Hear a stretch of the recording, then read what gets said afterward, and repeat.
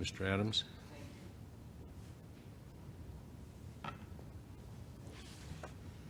Good morning.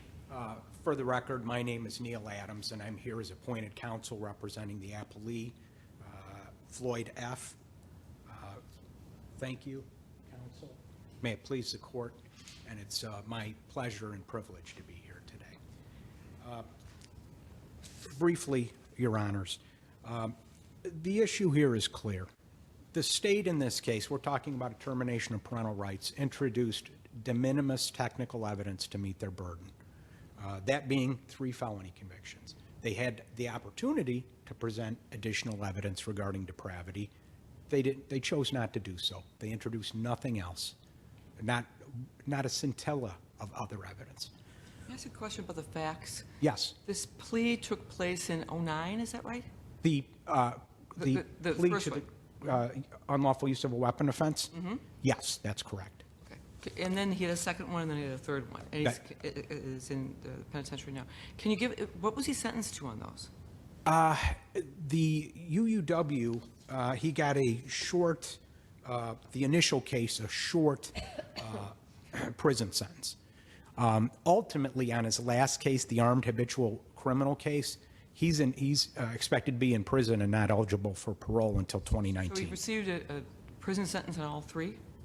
I believe so, Judge, off the top of my head. So each time he was released from prison, he was then, the first time he was released from prison, he was charged, convicted of a gun, in prison, released, charged, convicted of a gun. That's Is that correct. right? Yes. And the argument is that through most of the child's life, he's been in the penitentiary. Yes, that would be, I don't know that that was ever explicitly argued or entered into evidence or discussed at length in the trial court, but I think that's a fair conclusion, Your Honor.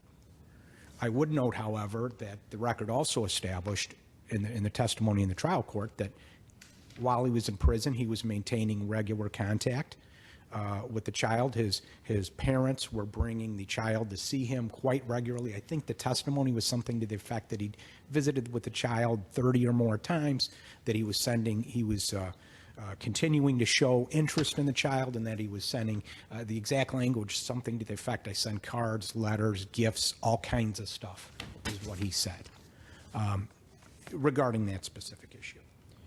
But at any rate, so you have the state here attempting to deprive him of this right by offering de minimis evidence. One of the convictions they chose was this conviction under the part of the statute that was declared unconstitutional in Aguilar.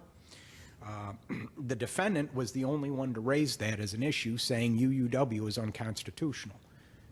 His lawyer didn't address it, the state's attorney didn't address it, and the court didn't address it. So at any rate, the matter proceeded. The court ultimately found that he was depraved and that Floyd had not overcome the rebuttable presumption. Now, the state in their brief and in arguments here talked about the distinction between void versus voidable judgments. But in Dennis Thompson, that's really, I think, the last word from this court about this issue. That decision was issued in December 3rd of 2015. And there, the state, I think, is urging you to take the position that from this day forth, that there is one type of conviction that is void and not voidable. And that is the one instance where the court lacks personal jurisdiction over the case. But as we know in Dennis Thompson, this court stated that there were 3 different types of challenges, 3 distinct challenges. The first being one that the state is, I think, saying should be the only one now.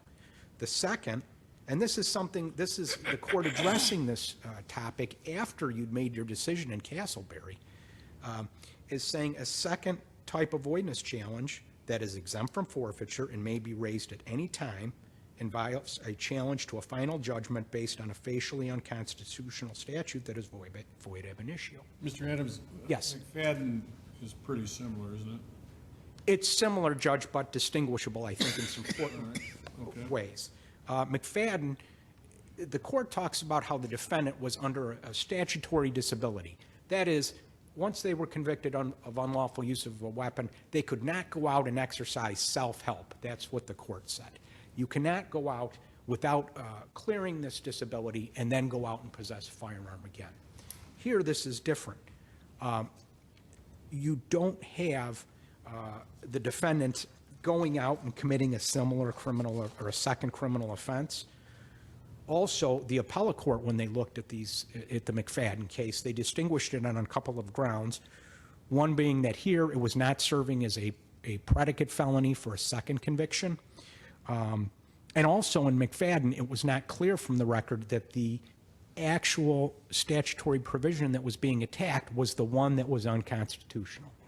And here, the appellate court, as you know, went sua sponte and secured the information to confirm that that conviction did fall under the actually facially unconstitutional statute.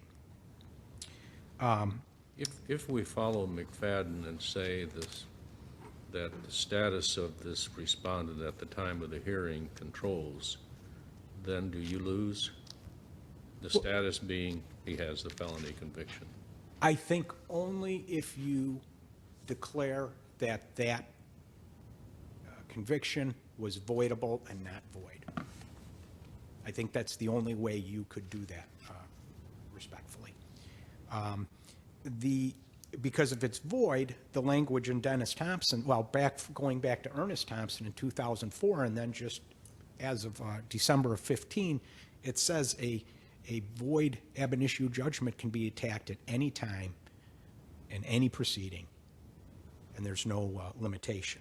And I Can you think address my jurisdictional issues Well- then? If you're talking about any proceeding, so there's a civil trial and somebody's getting impeached for the prior conviction, and the civil court in the malpractice case says, no, I'm going to vacate that conviction. Can the court do that? Well, Justice, I'm sorry. You know, it's interesting. The appellate court, as you know here, filed a question asking the parties to respond, and I felt I owed a duty of candor and had to be, that overcame my role as an advocate, and that's the very issue I raised in my question. I said my only concern would be one of jurisdiction. So I thought exactly the same thing, Your Honor. But I think the appellate court here reconciled that concern by finding it had not only the right but the duty under Supreme Court Rule 366A to address this concern. And I think this is also... So it's 366A trumps any consideration of jurisdiction? That is, I believe, what the appellate court's position was, that they had a duty. They see a void conviction that under the law can be attacked at any time in any proceeding, and so therefore they had to address it. And I think there's something else there, Justice, and that is that we've got, these are accelerated docket cases. And as the dissent noted, they opened their dissent with saying something needs to be done for this fellow because otherwise we're going to have a grave miscarriage of justice. And they suggested maybe they should have been consolidated in front of one judge to hold a hearing on it. And so I think that is, I think that puts a little bit of a different complexion on this instance, is due to that accelerated nature of the proceedings. Also, the state argued and they relied on Malone quite a bit in their brief. I don't believe that's applicable. There you have a subsequent fellow trying to challenge the constitutionality of fee collection setup, and he's asserting in that subsequent class action for the first time he's challenging the constitutionality of the statute. Here we have a statute which has already been declared by this court as unconstitutional. And so I don't think that reliance on that analysis is appropriate or correct. And also in Malone, we were talking in a lot of the other cases, Castleberry, whatnot, you're talking about challenges that are as applied as opposed to facial. And this court has recognized that they are distinct and they're not interchangeable, and they are deserving of being treated or addressed in different ways. And so I'm asking that this court adhere to your precedent, follow stare decisis. Dennis Thompson is not some ancient precedent that needs to topple.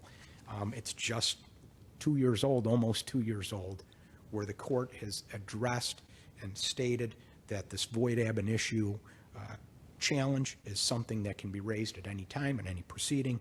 I'm asking the court here to follow. As far as Could you address the Flowers case, People versus Flowers?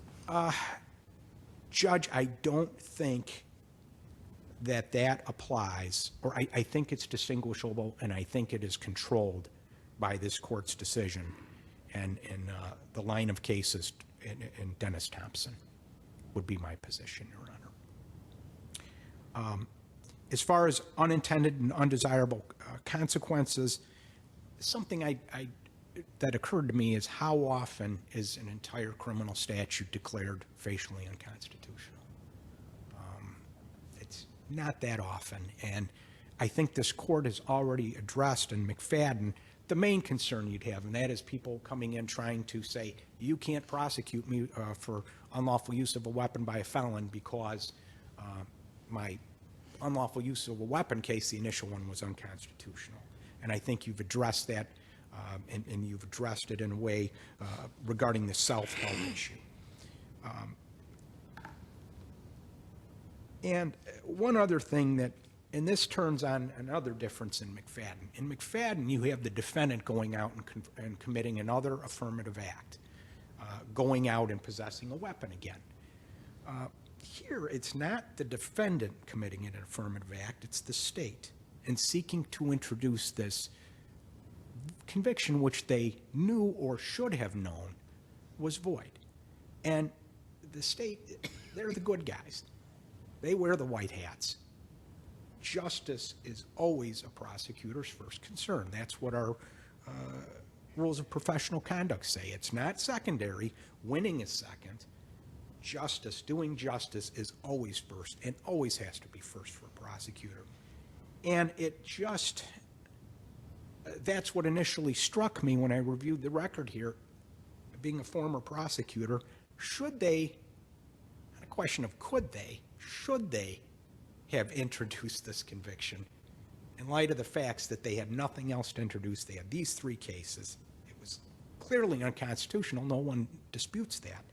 And Are you suggesting how did they know it was unconstitutional when they introduced it? well, I'm not saying that they had subjective, independent knowledge that it was, but I know there's been case law from this court that has talked about how practicing lawyers have an obligation to be aware of developments in the law. And Aguilar was a landmark decision. The defendant raised it in his testimony that this is unconstitutional. So that is why I'm saying if they didn't know, they should have known. What about Chenal, where this court said that a void conviction based on the Aguilar case could be vacated, but that the state could reinstate other UUW counts that were constitutional and fine? Well, and I did look at the charging document here, and the defendant was only charged with one count. It's a 2-count bill of indictment, but count 1 applied to a co-defendant, Darrell Catchings. So he was only charged with one case, and he pled to that one case. Was that all that in front of the court in the termination case? No, none of that was in front. There was basically no, it was not addressed at all. The issue was raised very briefly. His public defender raised the issue, but he raised it more in a McFadden situation where he had a post-conviction attack on his armed habitual offender, raising basically the same issue that was raised in McFadden. You can't convict me on the second charge because my initial charge was unconstitutional under Aguilar. And that's not the So he didn't raise, I think, what the proper objection was at trial, that being to that specific charge in the 08 CF case. That's unconstitutional. That is inadmissible. And, or it can be attacked now under a collateral proceeding, or I suppose even if the court wanted another way to address this, you could address it on some sort of evidentiary basis, saying the court should have held a evidentiary hearing and made a determination, hey, the probative value of this Boyd conviction is outweighed by its prejudicial effect and just shouldn't have been admitted into evidence at all. So at any rate, I think the appellate court did the right thing here. I would argue their decision is well-reasoned and sound under the law and under precedent. And they refer to the U.S. Supreme Court case Obergefell versus Hodges and talk about the erroneous deprivation of a fundamental liberty interest and the elevation of form over substance and how that should be abhorred. And principles of equity do apply here. If the court doesn't have any more questions, I would conclude my presentation at this time. Seeing none, thank you, Mr. Adams. Thank you. And since I didn't use all my time, I'd just like to acknowledge the staff in the building, how courteous and friendly they all were, and it helps when you're nervous. Thank you. Thank you much.